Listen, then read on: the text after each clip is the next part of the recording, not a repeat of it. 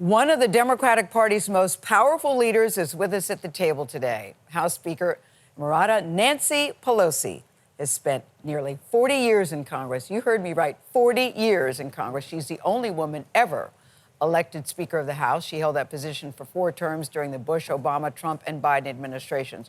She stepped down from House leadership last year, but continues to represent San Francisco's 11th congressional district. Her new book, it's called The Art of Power.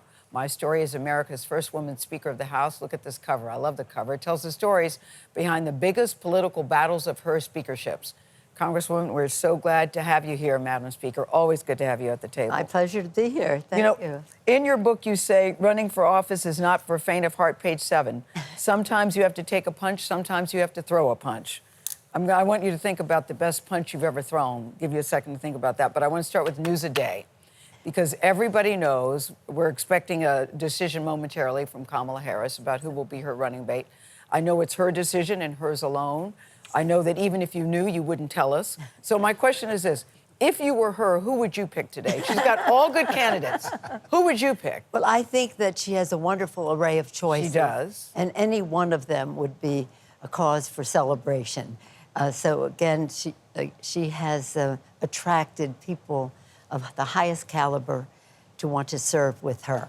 But it's her decision alone, and I have, as Speaker, as leader, and that never been informed by the candidate except right before, like a few minutes before, but no collaboration. It's always their own decision to make. So it'll be interesting to see. Obviously, we're all waiting to hear. But everyone, and I could make a case for any one of the 6 people that we know about that she was considering. Well, we're at this place because President Biden decided to step down. What do you think it finally took? Many people say you were very involved in that. I know that you've said you didn't make any calls, you didn't pressure anybody, but it's been reported that you said we can do this the easy way or the hard way. I don't know if that's true, if you said that or not. Did you say that? I say it all the time, but I didn't say it in relationship to this. But why do you think that he finally decided to make the decision to step down? It seemed to take a minute. Well, you really have to ask him, but I think it was very important that he did so. His legacy is one of the greatest. It's hard to think of any president in a 2-year period, 1 term, have the most accomplishments that he has. He is consequential. Much of that is threatened by a Republican victory because they will want to undermine. For example, what's his name said he asked $1 billion of the fossil fuel industry, and he would go undermine what we've done to protect climate. Pharma, what we did to lower the price of prescription drugs, and that's more to come. What we've done in so many ways. Joe Biden, almost 16 million jobs created. The other guy, the worst job creation record since Herbert Hoover. But the other guy, a job loser. But now we're here with the other guy, and Harris is clearly the choice. Why do you think she gives Democrats the best chance of winning?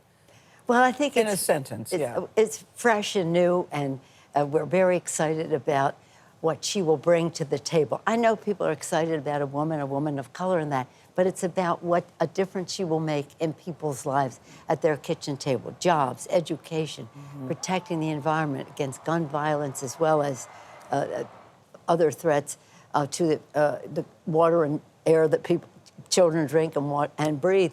And the list goes on. And uniquely qualified. And a woman's right to choose. That's a democratic freedom principle. It's also an economic principle for people at their kitchen table. The size, timing, and if they would have a family. The list goes on. When you talk about issues that are kitchen table, you have chapters dedicated to healthcare and the economy, which are big when you look at the surveys and voters and what their issues are.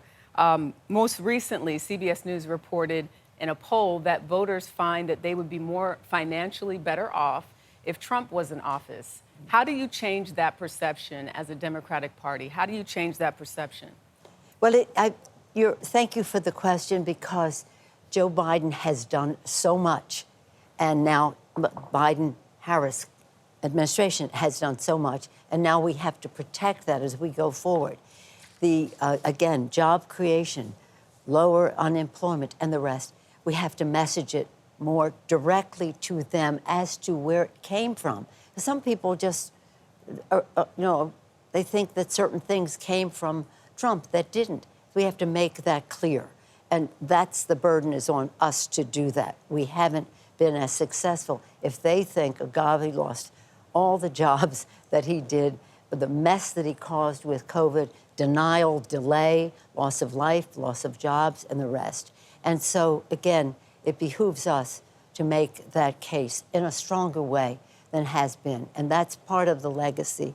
And it's part of our legacy in the House and the Senate as well, because our members had to take some tough votes to do what we did for the rescue package, for the infrastructure bill, for the CHIPS and Science bill.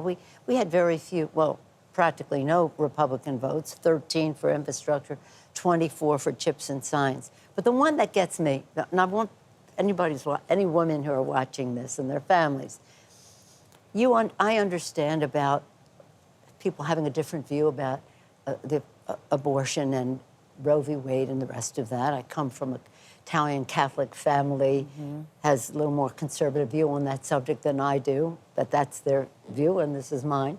But the question we put on the floor, Kathy Manning of North Carolina had a bill, women have a right to contraception. 203 Republicans voted on the bill. 8 voted yes, women have a right to contraception. 195 voted no, women do not have a right to contraception. So think about that.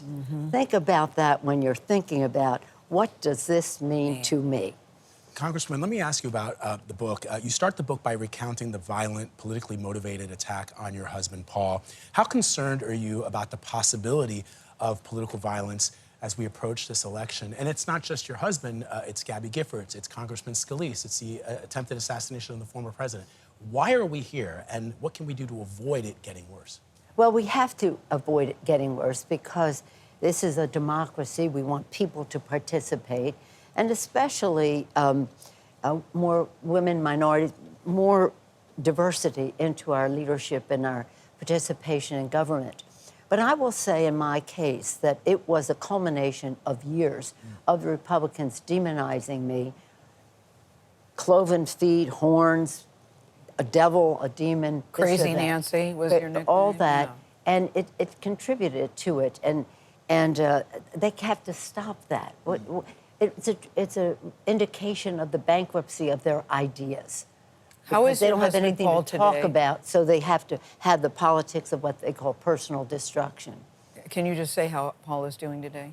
You're nice to ask. Thank you. He's coming along.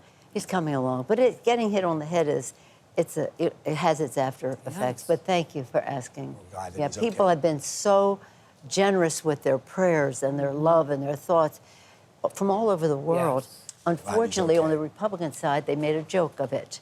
And it Glad he's Made was a okay. joke of it, Congresswoman, and thank that is not. That's not. That's not okay. Civilized. Thank you, We're Congresswoman. okay. Thank you very much. The Art of Power is on sale right now. We'll be right back.